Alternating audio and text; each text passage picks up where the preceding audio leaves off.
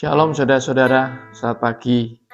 Yesaya 55 ayat 8 dan 9. Rancanganku bukanlah rancanganmu, dan jalanmu bukanlah jalanku. Demikian firman Tuhan.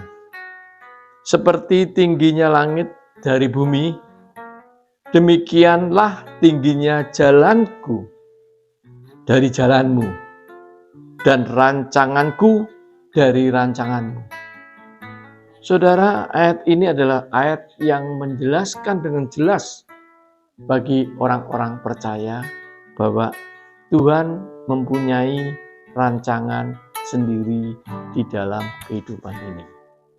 Rancangan ini berkali-kali disebut, 4 kali pada ayat ini yang dijadikan perbandingan rancangan Tuhan dan rancangan manusia. Rancangan ini dalam bahasa Ibrani adalah makasaba, yang artinya adalah berpikir rancang. Rancang itu adalah seperti mancangkan. Kalau kita membangun rumah, memancangkan balok-balok besar yang ujungnya itu tajam, maka diletakkan di tanah, dimasukkan di tanah sebagai batas fondasi, batasan tanah yang sudah ditentukan. Rancangan ini atau makasaba ini cenderung berkaitan dengan pikiran. Sebetulnya Tuhan telah meletakkan kerangka kerjanya, pikirannya, dia berpikir untuk meletakkan kerangka kerjanya atau rancangannya di dalam sebuah kehidupan, yaitu adalah di dunia ini. Karena itu dikatakan ayat ini rancanganku berbeda dengan rancangan manusia. Tuhan mempunyai rancangan pikiran yang begitu luas. Seluruh dunia dari ujung ke ujung sudah dipancang, dikasih balok yang ujungnya tajam ke bumi, sudah disiapkan seperti fondasi itu. Tuhan telah meletakkan fondasi di dalam kehidupan ini. Tetapi seringkali orang percaya melupakan ayat ini. Ini ayat emas, bahwa sebetulnya kita ini orang percaya, kita tinggal di dalam rancangan Tuhan. Berarti kita bergerak hidup di dalam putaran di mana Tuhan telah merancangkan kehidupan ini. Tetapi manusia seringkali melawan. Dia punya rancangan sendiri. Dia punya rencana sendiri. Dia punya masa depan sendiri. Masa depannya selalu berlawanan dengan Tuhan.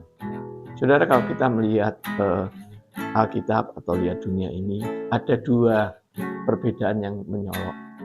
Kalau kita bilang atas surga, bawah dunia.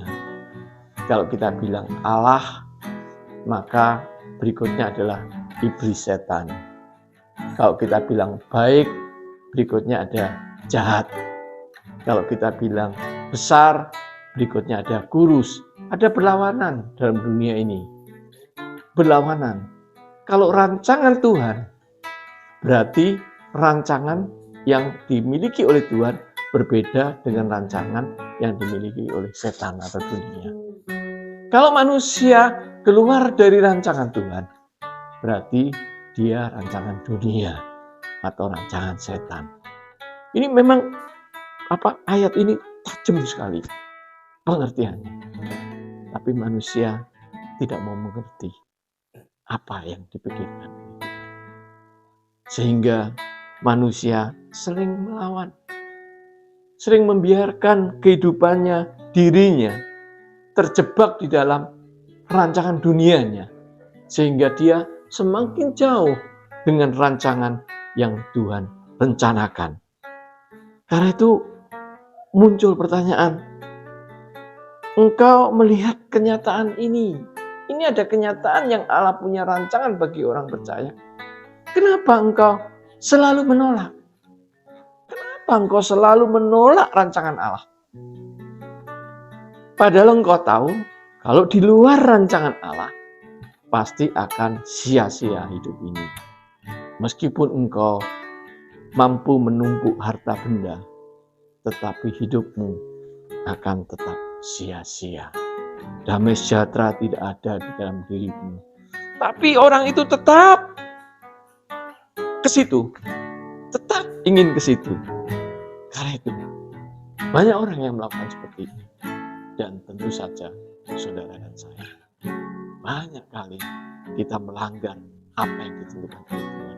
Sebetulnya ayat yang lebih bagus lagi mengatakan, Mazmur 37 ayat 23 sampai 34. Tuhan menetapkan langkah-langkah orang yang hidup berkenaan kepadanya.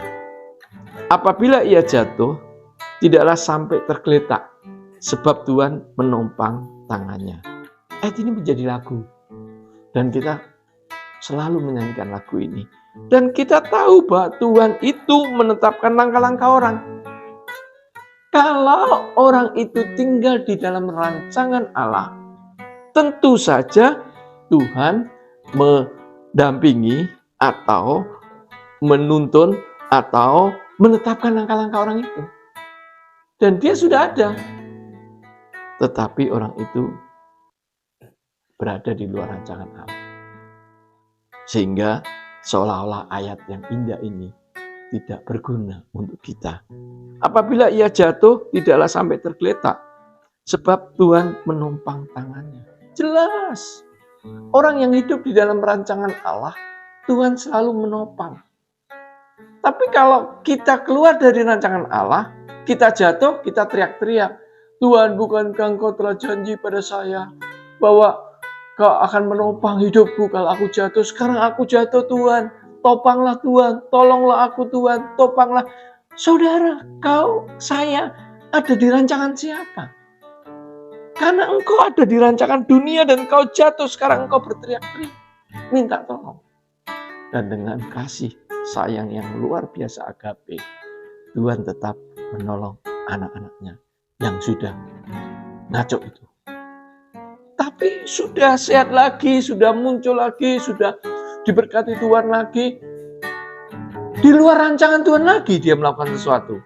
Jatuh lagi, mengeluh lagi, Tuhan, tolonglah Tuhan, Kau telah berjanji kepadaku bahwa kalau aku jatuh, Kau topang, Kau tolong. Pencobaanku tidak melampaui aku, kalau melampaui Kau yang tolong. Mengeluh lagi, saudara.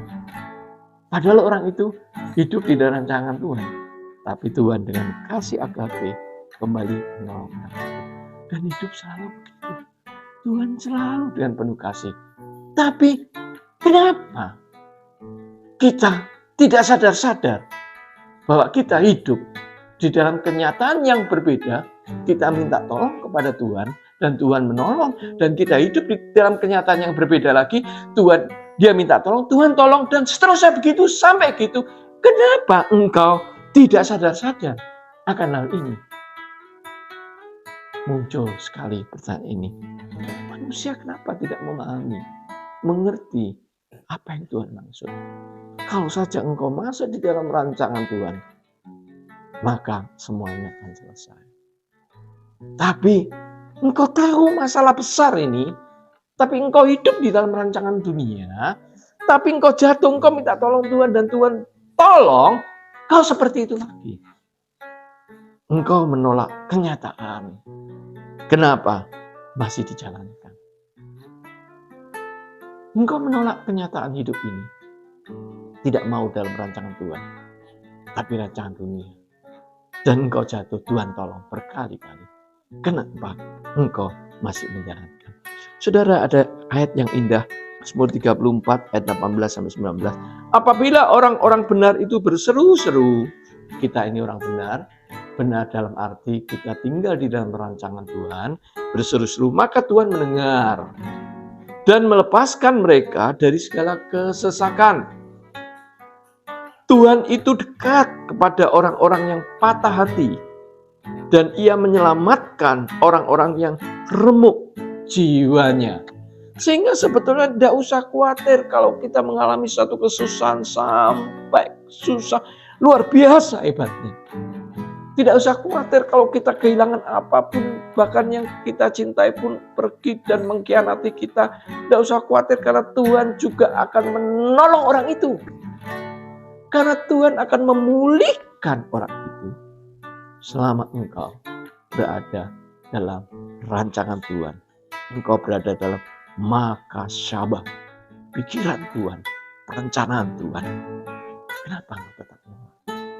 Pertanyaannya kembali, engkau menolak kenyataan ini. Kenapa engkau masih jalani? Tetap mau di luar rancangan dunia. Bukankah itu sia-sia? Kapan engkau bertobat kembali kepada rancangan Tuhan? Oh, saya nunggu kalau nanti mau mati. Kira-kira ya 10 tahun lagi mau mati, 5 tahun lagi mau mati, saya akan bertobat biar saya masuk surga. Hidup ini bisa tidak ditentukan oleh manusia, tetapi Allah yang menentukan.